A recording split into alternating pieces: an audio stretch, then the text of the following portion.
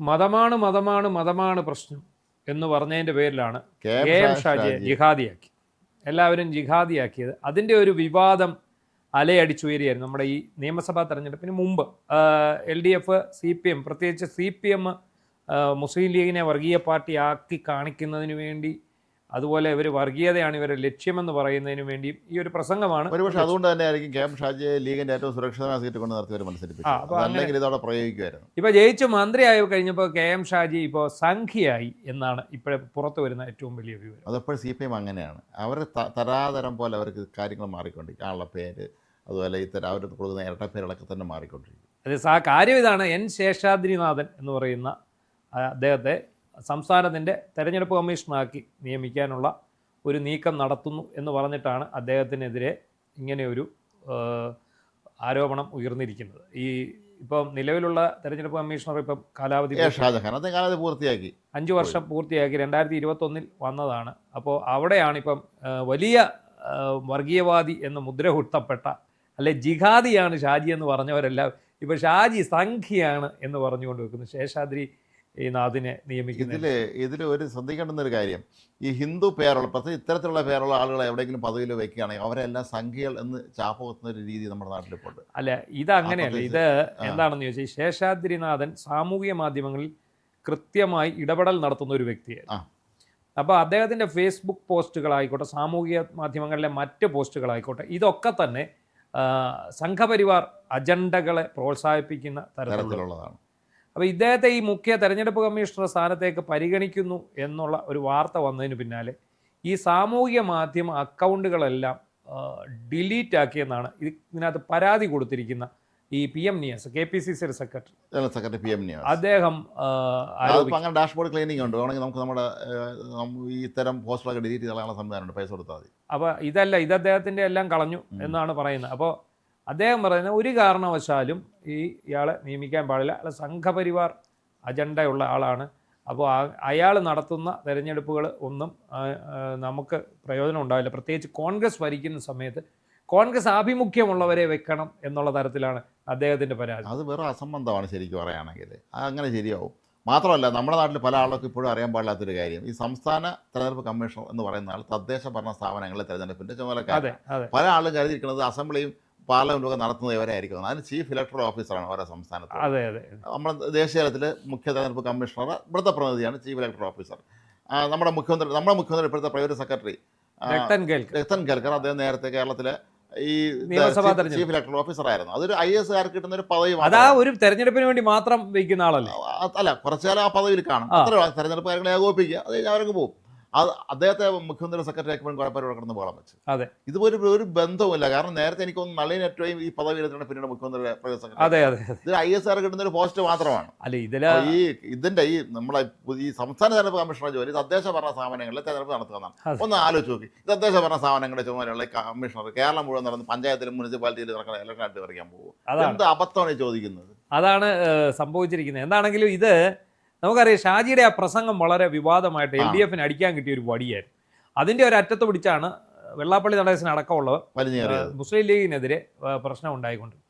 ഷാജി പറഞ്ഞത് എന്താണ്? നിങ്ങൾ മതമല്ല പ്രശ്നം എന്ന് പറയുന്നു, പക്ഷേ മതമാണ് പ്രശ്നം. കാരണം 9.5 വർഷം നമ്മൾ പ്രതിപക്ഷത്തിരുന്നു, നമ്മൾ ഭരണമില്ലായിരുന്നു. ഇനി നമ്മൾ ഭരണത്തിൽ കയറി നമ്മുടെ സമുദായത്തെ പരിപോഷിപ്പിക്കണമെന്നാണ് അദ്ദേഹം പറഞ്ഞത്. അപ്പോൾ അന്ന് അദ്ദേഹം നിയമസഭയിൽ ഇത് വലിയ വിഷയമാക്കി. പിണറായി വിജയനും ആക്കി, MP രാജേഷും ഒക്കെ ഇത് ഷാജിക്കെതിരെ പ്രസംഗിച്ചു. ഷാജി കിണർകോലിനെ തോപ്പിച്ചിട്ടാണ് ഇങ്ങോട്ട് വന്നത്. അങ്ങനെ ഒരു വിഷയം. അപ്പോൾ ഈ ഷാജിയെ പ്രൊട്ടക്ട് ചെയ്തുകൊണ്ട് കുഞ്ഞാലിക്കുട്ടി പറഞ്ഞ എന്താണ്? നിരീശ്വരവാദമല്ല മതം, ഞങ്ങൾ മതത്തിൽ വിശ്വസിക്കുന്നവരാ, ഞങ്ങൾ അതാണ് ഉദ്ദേശിച്ചത് എന്നാണ് ഷാജി. എപ്പോഴും ഇത്തരം കാര്യങ്ങൾ വരുമ്പോൾ കൃത്യമായ മറുപടി പറയാനറിയാം. ഇല്ല, കഴിഞ്ഞ ദിവസം കണ്ടില്ലേ, സതീശൻ്റെ കാര്യത്തിൽ പുള്ളി ഇടപെട്ടില്ലേ? സതീശൻ്റെ വിഷയത്തിൽ പുള്ളി പറഞ്ഞ അത് എന്നോട് പറഞ്ഞതിൻ്റെ ബാക്കിയാണ് അദ്ദേഹം പറഞ്ഞതെന്നാണ്. ഏത് വെറുതെ ഒന്ന് ട്രോള് വാങ്ങിക്കൊണ്ട് പോവുകയാണ് ഉണ്ടായത്. എന്താണെങ്കിലും ഒരു കാര്യം ഉറപ്പാണ്, ഈ കോൺഗ്രസിൽ തന്നെ ഇതിനെതിരെ എതിർപ്പ് ഉയർന്നിരിക്കുകയാണ്. ഈ തെരഞ്ഞെടുപ്പ് കമ്മീഷണർ സ്ഥാനത്തേക്ക് ഈ ശേഷാദ്രിനാഥിനെ വയ്ക്കുന്നതിനെതിരെ കോൺഗ്രസിൽ വലിയ എതിർപ്പ് തന്നെയാണ്. അല്ല, നമ്മളൊന്ന് ആലോചിക്കണം, നമ്മുടെ നാട്ടിൽ ജഡ്ജിമാരായിരുന്നവർ പോലും നേരത്തെ രാഷ്ട്രീയ പാരമ്പര്യമുള്ള എത്ര പേരുണ്ട്. PR കൃഷ്ണയ്യർ കേരളത്തിലെ 57 EMS മന്ത്രിസഭയിൽ അംഗമായിരുന്ന ആളാണ്.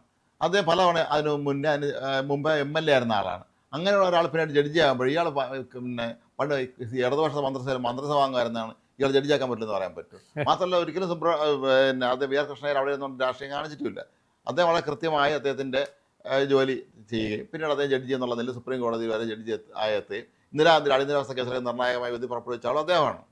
ഇപ്പം ഈ ഷാജിയുടെ ഒരു പ്രതികരണം ഇതിനകത്ത് അയാളെ തന്നെ വെക്കണം എന്നുള്ള രീതിയിലാണ്. പക്ഷേ തൽക്കാലം ഇത് ഹോൾഡ് ചെയ്തിട്ടുണ്ടെന്നാണ് തോന്നുന്നത് സർക്കാർ. ഈ നിയാസ് എന്ന് പറഞ്ഞ റിയാസ് അല്ലേ, PM നിയാസ് ഈ PM നിയാസ് മുഖ്യമന്ത്രിക്ക് ഒരു പരാതി കൊടുത്തു. അത് കഴിഞ്ഞ് രമേശ് ചെന്നിത്തലയെ കണ്ട് അദ്ദേഹത്തിനും പരാതി കൊടുത്തു. പക്ഷേ വകുപ്പ് മുസ്ലിം ലീഗിൻ്റെ കയ്യിലാണ്. അപ്പം എന്ന് പറഞ്ഞാൽ പോലും ചീഫ് മിനിസ്റ്ററെ കീഴിലല്ലേ ഇത് വരുന്നു. എല്ലാ വകുപ്പിലും മുഖ്യമന്ത്രിക്ക് ഇടപെടാമല്ലോ. അപ്പോൾ ചീഫ് മിനിസ്റ്ററെ കീഴിൽ വരുമ്പോൾ ചീഫ് മിനിസ്റ്റർക്ക് ഇടപെടാം എന്നുള്ള കണക്കൂട്ടലാണെന്ന് തോന്നുന്നു അദ്ദേഹം ഇത് പറഞ്ഞത്. എന്തായാലും പെട്ടെന്നൊരു ട്രാൻസ്ഫോർമേഷൻ KM ഷാജിക്ക് ഉണ്ടായി. അദ്ദേഹത്തിൻ്റെ ജിഹാദി ചാപ്പ മാറി അവിടെ സംഘി ചാപ്പ വന്നിരിക്കുകയാണ്. എന്തെല്ലാം അവസ്ഥ എന്നുള്ളത് നമ്മുടെ നാട്ടിൽ ഇപ്പോൾ എന്ത് സംഭവിച്ചാലും അതിനെല്ലാം വർഗീയമായി നോക്കി കാണുന്നൊരവസ്ഥയാണ്. നമ്മൾ മലയാളികൾ എല്ലാ കാലത്തും അഭിമാനിച്ചിരുന്ന ഒരു കാര്യമാണ്. ഇവിടെ അങ്ങനെ ജാതി മതമൊന്നുമില്ല. നമ്മൾ ശ്രീനാരായണ ഗുരുവിൻ്റെ ചട്ടമ്പി സ്വാമിയുടെ അയ്യങ്കാളുടെയൊക്കെ ആഹ്വാനങ്ങൾ ഏറ്റെടുത്തുകൊണ്ട് നമ്മളിവിടെ ഭംഗിയായി എല്ലാം നടത്തുന്നതാണ്. പക്ഷേ ഇന്ന് ഇന്ത്യയിലെ ഏത് സംസ്ഥാനത്തെക്കാളും അപ്പുറം എന്ത് കാര്യത്തിൽ തൊട്ടാൽ അതിന് ജാതി മതം കണ്ടുപിടിക്കുന്ന ഒരവസ്ഥയിലേക്ക് എത്തിയിരിക്കുന്നു. നമുക്ക് ആരെക്കുറിച്ച് ഒന്നും പറയാൻ പറ്റില്ല.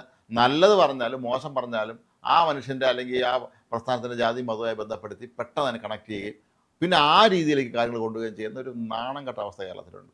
ഈ പറഞ്ഞ ശേഷാദ്രിനാഥൻ എന്ന് പറഞ്ഞ ആൾ അദ്ദേഹം ഈ പദവിയിലെത്തിയതിന് ശേഷം അങ്ങനെ ഒരു പക്ഷപാതം കാണിക്കുകയാണെങ്കിൽ അദ്ദേഹത്തെ നിയമപരമായി നേരിടാമല്ലോ. അതെ, ഈ നമുക്കറിയാം രത്തൻ യു കേൽക്കർ തെരഞ്ഞെടുപ്പ് നടത്തി അദ്ദേഹം പിന്നെ തെരഞ്ഞെടുപ്പ് നടത്തിയതിന് പിന്നാലെ UDF അധികാരത്തിൽ വരുന്നു. അദ്ദേഹത്തെ മുഖ്യമന്ത്രിയുടെ സെക്രട്ടറിയാക്കി നിയമിക്കുന്നു. ഇതിന് പ്രതിരോധം തീർത്തു വന്നത് CPM ആണ്. അപ്പം ഇവിടെ അത് ആ ഒരു പറച്ചിലിനകത്ത് CPM-നകത്ത് തന്നെ വലിയ വിഷയമുണ്ടായി. ഒരുപാട് പേര് വന്നിട്ട് പറഞ്ഞു വൃത്തികെട്ട പരിപാടിയാണ്, നിങ്ങൾ മിണ്ടരുത്. പക്ഷേ ഇവിടുത്തെ ഈ CPM-നെ സത്യത്തിൽ ഒരു വഴിക്കാക്കിയതിൽ പിണറായി വിജയൻ കഴിഞ്ഞാൽ ഏറ്റവും കൂടുതൽ പങ്കുവച്ചത് അവരുടെ സൈബർ പോരാളി. പിണറായി വിജയനാണ് 99% പങ്കുവഹിച്ചത്. 1% വഹിച്ചിരിക്കുന്നത് ഈ സൈബർ പോരാളികളാണ്. ഈ സൈബർ പോരാളികളാണ് ഇത് പടച്ച് വിടുന്നത്. എന്ത് കാര്യം കണ്ടാലും അതിന്റെ വൃത്തികെട്ട അംശം മാത്രം കാണാൻ ചില ദോഷകൃക്കൾ എന്ന് പറയുന്ന ആളുണ്ട്. അതിന്റെ വേറെ പതിപ്പായിരുന്നു. എന്ത് കണ്ടാലും അവരെ അതിനെക്കുറിച്ച് പല CPM നിങ്ങൾ എന്താണ് ഈ പറഞ്ഞു വരുന്നതെന്നാണ് അവർ ചോദിക്കുന്നത്. കാരണം അട്ടിമറിച്ചെന്ന് ഇലക്ഷൻ എവിടെ അട്ടിമറിച്ചതാണ്, എങ്ങനെ ഇലക്ഷൻ അട്ടിമറിക്കാൻ പറ്റുന്നത്? കോൺഗ്രസ് ഇത് ഹൈജാക്ക് ചെയ്തെന്നാണ് പറയുന്നത്. അത് നടപ്പുള്ള കാര്യമല്ല.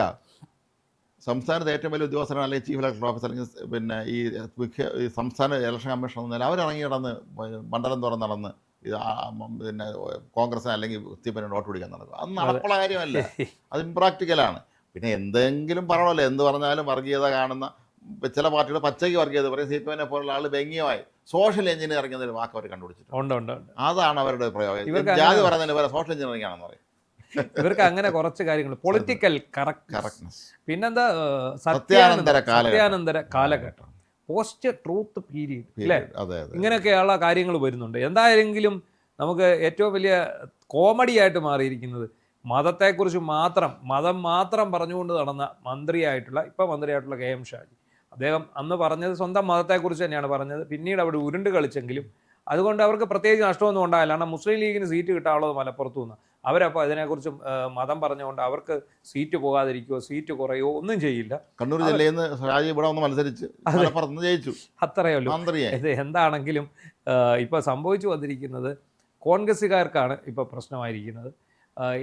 തൽക്കാലം ഹോൾഡ് ചെയ്തെങ്കിൽ പോലും നമുക്കപ്പോൾ അറിയാം വിശ്വനാഥ് സിൻഹ എന്ന് പറയുന്ന ഇന്ന് സ്ഥാനം ഏൽക്കുന്ന ചീഫ് സെക്രട്ടറി, ഈ ചീഫ് സെക്രട്ടറിക്കെതിരെ വലിയ ആരോപണങ്ങളുണ്ട്. വലിയ ആരോപണങ്ങൾ അതീവ ഗുരുതരമായ ആരോപണങ്ങളാണ്. ഒരുപാട് വിഷയങ്ങൾ അദ്ദേഹത്തിനെതിരെ ഉയർന്നു വന്നിട്ടുണ്ട്. പക്ഷേ എന്താണ് സതീശൻ ചെയ്തത്?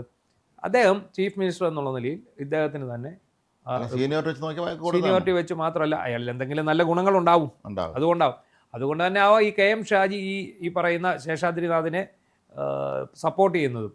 അല്ല, ഞാൻ ചോദിക്കട്ടെ, ഈ ഇവർക്ക് നമ്മുടെ നാട്ടിൽ ഇടതുപക്ഷ ചിന്താഗതിക്കാർ മാത്രമേ പാടുള്ളൂ? അതെ. അല്ല, അദ്ദേഹത്തിന് വേറെ ചിന്താഗതി ഉണ്ടെങ്കിൽ അതിനെ തടയാൻ പറ്റുമോ? ഇത് ഇവർ തന്നെയാണ് പറയുന്നത് മോദി എല്ലാത്തിനും ബീഫ് കഴിക്കാൻ സമ്മതിക്കുന്നില്ല, അങ്ങനെയാണ് ഇങ്ങനെയാണെന്നൊക്കെ. ഇത് സ്വാതന്ത്ര്യത്തിൽ ഇടപെടുന്നത്. അതുപോലെ ഓരോ മനുഷ്യർ ഒരു ഇന്ത്യ ഒരു ജനാധിപത്യ രാജ്യമാണ്, അവിടെ ഒരു രാഷ്ട്രീയ വിശ്വാസം ആർക്കും പാടില്ലെന്നുണ്ടോ? അല്ല, ഇതെല്ലാം ഈ വിവാദമാക്കേണ്ട കാര്യമില്ല. ജോലി കാണിക്കുന്നുണ്ടോ എന്ന് മാത്രം നോക്കിയാൽ മതി. ലോകത്ത് എല്ലാവർക്കും രാഷ്ട്രീയമുണ്ട്. ഗവൺമെന്റ് പ്ലീഡറായിട്ട്, ദേവസ്വം ബോർഡ് ഗവൺമെന്റ് പ്ലീഡറായിട്ട് ശബരിമല സ്വർണ്ണക്കൊള്ള കേസിലെ പ്രതിയുടെ വക്കീലിനെ വെച്ചത് അത് ഒരു അഭംഗിയാണ്. അഭംഗിയെന്നല്ല, അത് ഒരിക്കലും സംഭവിക്കാൻ പാടില്ലാത്തതാണ്. ആ സംഭവം അത് മാറ്റിയെടുത്തത് വളരെ നല്ല കാര്യം. അതുപോലെയല്ല ഇതിപ്പോൾ എന്താണെന്ന് ചോദിച്ചു കഴിഞ്ഞാൽ, എന്തായാലും ഈ ശേഷാദ്രിനാഥ് തന്നെ തെരഞ്ഞെടുപ്പ് കമ്മീഷൻ ആകാനുള്ള അതാണ് മര്യാദ. അല്ലാതെ ഇനി കോൺഗ്രസ്സുകാരെ കൊണ്ട് പദവിയിൽ വയ്ക്കാൻ പറ്റുമെന്ന് പറഞ്ഞു. ഇതൊന്നും CPM ആണ് അവിടെ ഭരിക്കണത്, സ്വാഭാവികം ചോദിക്കണം. അത് വഴി എന്ത് പോസ്റ്റ് ഉണ്ടെങ്കിലും പാർട്ടിക്കാരനാണെന്ന് തീരുമാനിച്ച CPM-ന്റെ കാലഘട്ടത്തിൽ അതിന്റെ പേര് സർക്കാരോ ഷാജിയോ ഒന്നും ഒരിക്കലും സംഖ്യയാകാൻ പോകുന്നില്ല. ഓരോ ഉദ്യോഗസ്ഥരാണ്. പിന്നെ ഇവരെ എവിടെ നമ്മൾ കൊണ്ടുവയ്ക്കും? ഒരു IAS ഉദ്യോഗസ്ഥനെ നമ്മൾ എവിടെ കൊണ്ടുവയ്ക്കും? ഇപ്പൊ ശ്രീറാം വെങ്കട്ടരാമന്റെ കാര്യം പറഞ്ഞു. അതെ, ശ്രീറാം വെങ്കട്ടരാമനെ കാറിടിച്ച കേസിലെ പ്രതിയാണ്. അദ്ദേഹം ഇപ്പോഴും വിചാരണ നേരിട്ടുകൊണ്ടിരിക്കുന്നു. അയാൾക്കെതിരെയുള്ള വിചാരണ നടന്നോട്ടെ, പക്ഷെ അയാൾ ഒരു IAS ഉദ്യോഗസ്ഥനാണ്. അയാൾക്ക് പോസ്റ്റ് ചെയ്യാതിരിക്കാൻ പറ്റില്ല.